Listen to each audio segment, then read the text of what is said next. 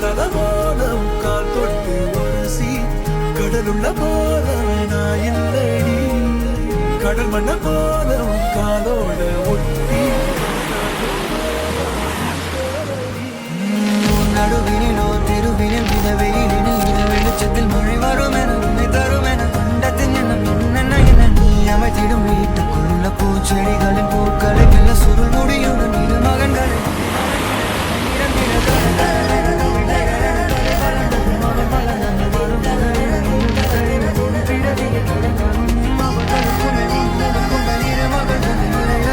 அனைவரும் அழகிய சுய படங்களை எடுக்கவே